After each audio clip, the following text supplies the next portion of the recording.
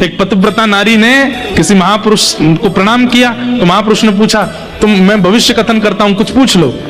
उन्होंने पूछा, मेरे पति दीर्घ आयु हूं, बस ये आशीर्वाद दे दो।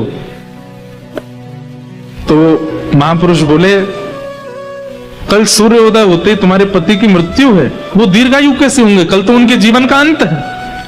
जिस जन्म नक्षत्र में उनका जन्म हुआ और जिस प्रकार उनका पूरा जीवन है, उसके अनुसार तो कल सुबह सूर्य की पहली किरण पृथ्वी पर पड़ेगी और उनके प्राण चले जाएंगे।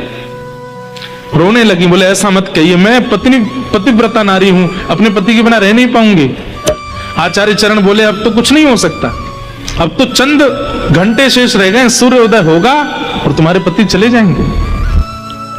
तुरंत जाकर के एक पर्वत पर वो कन्या बैठ गई और बैठ करके उसने कहा, यदि मैंने अपने पति के प्रति पूर्ण निष्ठा रखी हो, पूर्ण भावना रखी हो, तो कल सूर्योदय होंगे नहीं।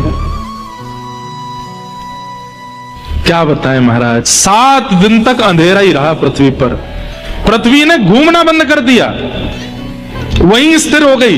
7 दिन में हाहाकार मच गया, वनस्पतियों में विष आने लगा, लोगों की मतियां भ्रमित होने लगी। सूर्य उदय ना होने के कारण जलाशय में भूचाल आने लगा, समुद्र में उफान भरने लगे, प्रलयकालीन समुद्र प्रकट हो गया। सूर्य उदय नहीं होगा तो बहुत कुछ बिगड़ जाएगा संसार में। अंत तो गत्वा ब्रह्मा जी घबराए, इंद्र घबराए, शिव घबराए, सब घबरा करके ढूंढने लगे हो क्या रहा है।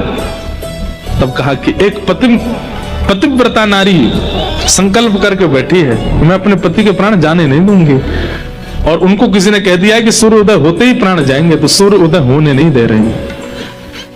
तब समस्त देवी देवता उनके सामने प्रकट हो गए। प्रकट होकर के कहा कि अरे देवी, ऐसा संकल्प मत कीजिए, इस तप को छोड़िए।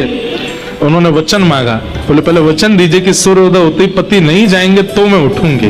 तब सब देवताओं ने विधि के विधान को बदल दिया, उनके जन्म नक्षत्र के अनुसार जो होना था उसको टाल दिया और कहा कि तुम्हारे पति के प्राण नहीं जाएंगे, तुम उठो। जैसे ही वो तब से उठी, सूर्योदय हुआ, पति जीवित थे।